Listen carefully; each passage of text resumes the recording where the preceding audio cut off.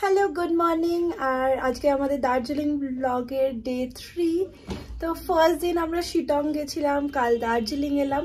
দার্জিলিং এসে আমরা লামাহাটা পার্ক গেছিলাম, লামাহাটা ইকো পার্ক, যেটা দার্জিলিং থেকে অলমোস্ট 1 ঘন্টা। তো আমাদের অলরেডি দেরি হয়ে গেছিলো, তাই আর কিছু এক্সপ্লোর করতে পারিনি, বাট মল রোডটা খুব সুন্দর করে এক্সপ্লোর করেছি। যদিও খুব ভিড় ছিল, শিলাবৃষ্টি হচ্ছিল, বাট স্টিল মানে ওটাতেই আনন্দ পেয়েছি, মজা লাগলো। অনেক দোকান টোকান দেখলাম, খাওয়া দাওয়া করলাম। আর তারপর আজকে ইচ্ছে ছিল দার্জিলিংয়ে টাইগার হিল দেখতে যাওয়ার, কিন্তু বৃষ্টির ওয়েদার, পুরো ফগ, তো টাইগার হিল যাওয়ার কোনো মানেও ছিল না, আর টিকিটও অ্যাভেলেবেল ছিল না। হ্যাঁ, তো টাইগার হিলে যেতে গেলে 50 টাকা টিকিট লাগে পার পারসন, বাট আগে থাকতে বুকিং করতে হয়, কারণ একটা কোটা থাকে যে এতজনই পাবে। আর মানে যারা পেয়েছে টিকিট তাদেরও আমার মনে হয় না কোনো লাভ হয়েছে, বিকজ পুরো বৃষ্টি পড়ছিল, রাত্রিবেলা বিদ্যুৎ চমকাচ্ছিল, পুরো ক্লাউড হয়েছিল।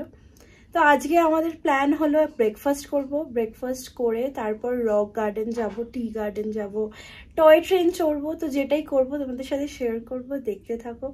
আর সত্যি মানে খুব ভালো লাগছে দার্জিলিং এসে। ইনফ্যাক্ট ওয়েদারটাও খুব ভালো, খুব গরমও নয়, খুব ঠান্ডাও নয়, আর বৃষ্টি একটু একটু পড়ছে, আবার কমেও যাচ্ছে। সারাদিন যাতে বৃষ্টি না পড়ে এটাই প্রে করছি। আর হ্যাঁ, ভাবছি কলকাতা ফিরে কি হবে। কালকে আমরা কলকাতা ফিরে যাব, বাট কালকে ফেরার আগেও কিছু জায়গা দেখার ইচ্ছা আছে, দেখি কতটা দেখতে পারি। ডান উইথ ব্রেকফাস্ট, এখন আমরা যাচ্ছি রক গার্ডেন দেখতে। রক গার্ডেন যেতে অলমোস্ট 8 ঘন্টা লাগে, তার বেশি লাগে জ্যাম থাকলে, আর রাস্তা খুব খারাপ অ্যাজ পার আই নো। তো গিয়ে দেখি।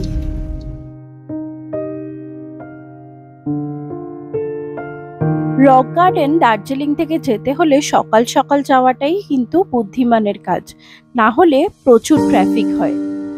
বাট রাস্তাটা ভিউ হলো অপূর্ব। খারাপ রাস্তা থাকলেও কিছুক্ষণ ভিউয়ের সামনে কিছুই না। পুরো রাস্তাটা দেখতে দেখতে কখন যে সময় কেটে যাবে আর রক গার্ডেন পৌঁছে যাবে সেটা বুঝতেই পারবে না।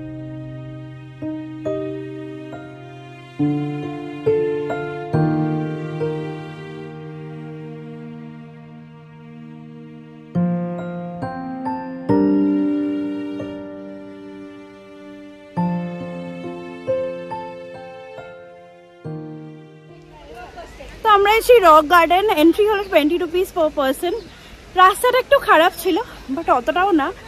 আর ওয়েদার আপাতত তো সুন্দর, তো এখানে কিছুক্ষণ থাকবো আর তোমাদেরও দেখাবো জায়গাটা, দেখো কেমন লাগে। দার্জিলিং থেকে রক গার্ডেন যাওয়ার গাড়ি সহজেই পেয়ে যাবে। এই জায়গাটা কিন্তু অপূর্ব, নেচার ট্রেলই বলতে পারেন। বেশ কিছুক্ষণ হাঁটলেও এই জায়গা শেষ হবে না। ওয়াটারফল, সুন্দর সুন্দর গাছ, কিছুরই অভাব নেই এই জায়গায়। সময় কাটানোর জন্য একদম পারফেক্ট।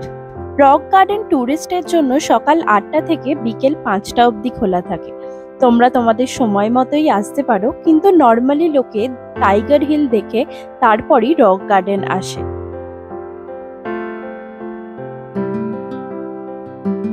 বেশ কিছুক্ষণ রক গার্ডেনে কাটানোর পর আমরা আবার রওনা হলাম দার্জিলিং এর পথে।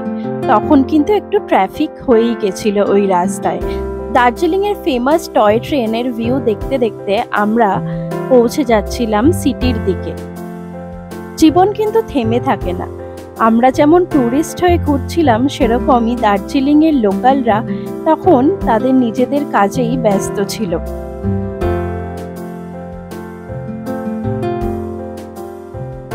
ট্রাফিক পেরিয়ে আমরা যাচ্ছিলাম দার্জিলিং এর হ্যাপি ভ্যালি টি গার্ডেনের পথে, আর চোখে পড়ল এই কলেজটি। হ্যাঁ, এটা সেই কলেজ যেখানে मैं हूं ना মুভি শুটিং হয়েছিল। শাহরুখ খানের ফেমাস বলিউড মুভি मैं हूं ना, আই গেস সবাই দেখেইছো। যাই হোক, আমরা ফাইনালি পৌঁছলাম দার্জিলিং এর চা বাগানে। দার্জিলিং এসে চা বাগান যাব না, সেটা তো হতেই পারে না। আর ভিউ দেখো, চারিদিকে শুধুই সবুজ। দার্জিলিং এ 10 মিলিয়ন কেজিস টি প্রোডাকশন হয় প্রত্যেক বছর, আর এই সংখ্যা ক্রমশই বাড়ছে। পুরো ওয়ার্ল্ডে সাপ্লাই হয় এই চা, ভেবে আনন্দই হয়, তাই না?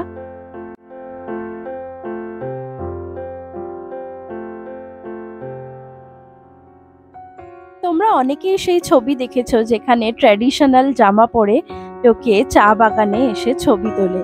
হ্যাঁ, এই সেই জায়গা। তোমরা যদি চাও তাহলে তোমরাও এই ড্রেস রেন্ট করে ফটো তুলতে পারো দার্জিলিং এর চা বাগানে।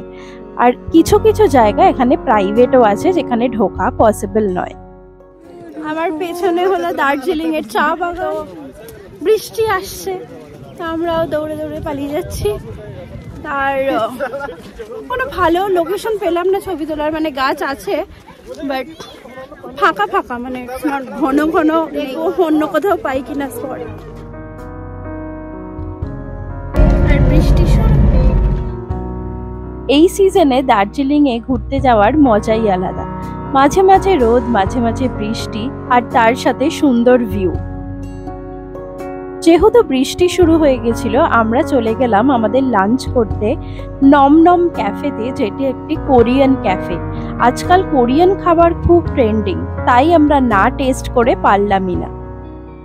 এখন আমরা এসে একটা কোরিয়ান ক্যাফে নেম নম নম, এখানে আমরা লাঞ্চ করব। তারপর আমাদের টয় ট্রেন রাইড আছে। অনেকদিনের ইচ্ছা ছিল কোরিয়ান খাবার খাবো, যদিও কোনোদিন টেস্ট করিনি, তো লেটস সি কেমন হয়।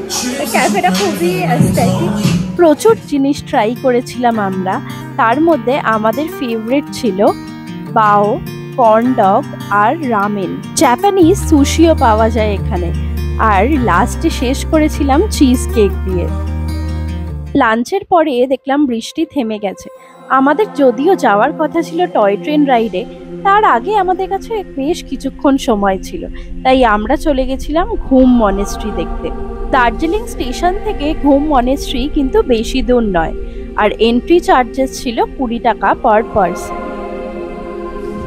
আমাদের টয় ট্রেন রাইডে একটু টাইম আছে, তাই খাওয়ার পরে আমরা এসে ঘুম মনেস্ট্রিতে 20 টাকা per person entry ticket. Explore করবো ঘুম মনেস্ট্রি, তারপর যাবো ফর দ্য টয় ট্রেন।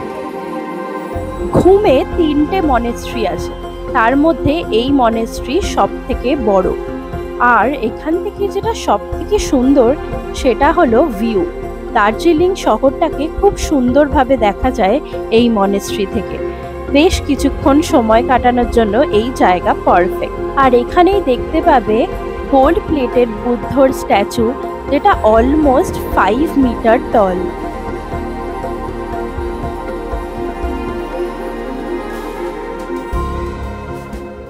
আমরা এসে গেছি famous Darjeeling station, famous for toy train, যেটা ওয়ার্ল্ড হেরিটেজ ইউনেস্কোতে মেনশন আছে।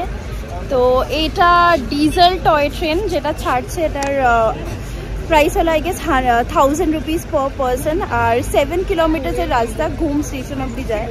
আর আমরা স্টিম ইঞ্জিনটা পেয়েছি, যেটার জন্য ফেমাস। আর থ্যাংক গড আমরা পেয়েছি, বিকজ আমরা প্রি বুক করেছি 1500 রুপিস পার পারসনে। স্টিম ইঞ্জিনটায় চড়তে চাও তাহলে pre booking is a must, না হলে পাওয়া যায় না। আর আজকে তো সানডে, না পাওয়ার চান্সটাই বেশি। তো আমরা অলমোস্ট 2 সপ্তাহ আগে বুকিং করেছিলাম। আর আবার বৃষ্টি আসবে, মনে হয় 10 মিনিটের জন্য কমলো। ঘুম মনেস্ট্রি ঘোরার পর আমরা পৌঁছে গেছিলাম Darjeeling station to take a ride of the famous Darjeeling Himalayan railway. সবাই দার্জিলিং এ এসে টয় ট্রেন রাইড নিশ্চয়ই করে। দার্জিলিং এর টয় ট্রেন কিন্তু ওয়ার্ল্ড হেরিটেজ ইউনেস্কো সাইট।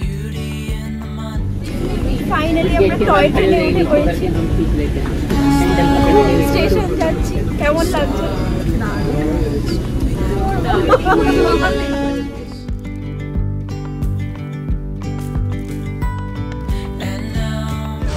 কেমন লাগছে ধোঁয়া খেতে? তাও ধোঁয়াটা তাও আসে। তবে স্টিম ইঞ্জিনের একটা কিন্তু ডিসঅ্যাডভান্টেজ আছে, প্রচুর ধোঁয়া ক্রিয়েট হয় আর জানলা খোলা একদমই পসিবল হয় না। জানলা খুললেই কয়লার গুঁড়ো এসে গায়ে পড়ে, তাই ওখানের লোকেরা সাজেস্ট করে কি জানলা দরজা সব বন্ধ করে রাখতে। আচ্ছা, আমি একটা বলে দিই, যারা ডান দিকে বসে আমার মধ্যে যারা লাকি, ঠিক আছে, তারা একটু তাও রাস্তার ভিউ পাবে।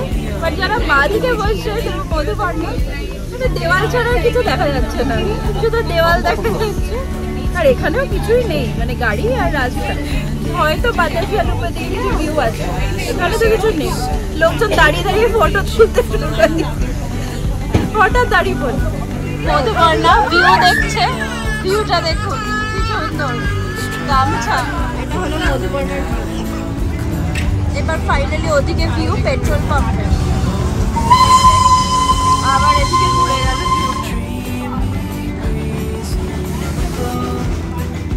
দার্জিলিং এর এই ফেমাস টয় ট্রেন শুরু হয়েছিল 1881 সালে। আর দার্জিলিং থেকে ঘুম স্টেশন যদিও 14 কিলোমিটার, বাট এটা অপারেট করতো শিলিগুড়ি টু দার্জিলিং, যেটা ডিস্টেন্স অলমোস্ট 88 কিলোমিটার। আর এই টয় ট্রেনটা খুবই আস্তে আস্তে যায়, যাতে ভিউ এর মজা নিতে নিতে আমরা যেতে পারি। যদি শীতকালে এই রাইড করো তাহলে ডান দিকে হয়তো কাঞ্চনজঙ্ঘাও চোখে পড়বে, কিন্তু আমরা যেহেতু বর্ষায় গেছিলাম সেটারও একটা আলাদাই মজা ছিল। বেশ কিছুক্ষণ জার্নির পর আমরা দাঁড়িয়েছিলাম বাতাসিয়া লুপে, যেটা দার্জিলিং এর কিন্তু খুবই একটা ফেমাস স্পট।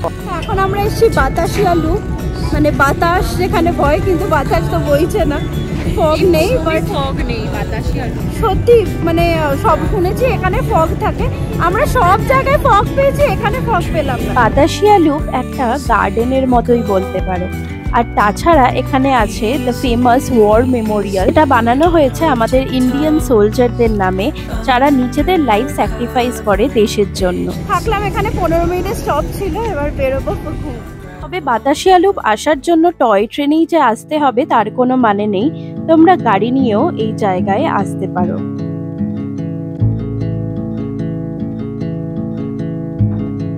বাতাসিয়া লুপ ঘোরার পর আমরা রওনা হলাম আমাদের ফাইনাল স্টেশন ঘুমের দিকে। আচ্ছা, তোমরা যে টিকিটের দামটা পে করছো তার মধ্যে কিন্তু রাউন্ড ট্রিপের টাকাই ইনক্লুডেড আছে, যেটা দার্জিলিং টু ঘুম আর ব্যাক টু দার্জিলিং। ছোট ছোট বাচ্চাদের তখন ছিল খেলার সময়, চারিদিকে সবুজ দৃশ্য, ক্লাউডে ঢাকা, আর তার সাথে সুন্দর দার্জিলিং শহরের ভিউ দেখতে দেখতে আমরা পৌঁছে গেছিলাম ঘুম স্টেশন। ছোটবেলার সেই জিকের প্রশ্ন, হাইয়েস্ট রেলওয়ে স্টেশন ইন্ডিয়ার কোনটা?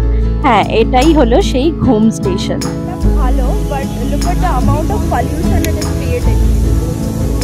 যাদের ডাস্ট অ্যালার্জি বা অ্যাজমা কন্ডিশন আছে তারা কিন্তু এই স্টিম ইঞ্জিন অ্যাভয়েডই করো, ডিজেল ইঞ্জিনে ট্রাভেল করাটাই বেটার অপশন।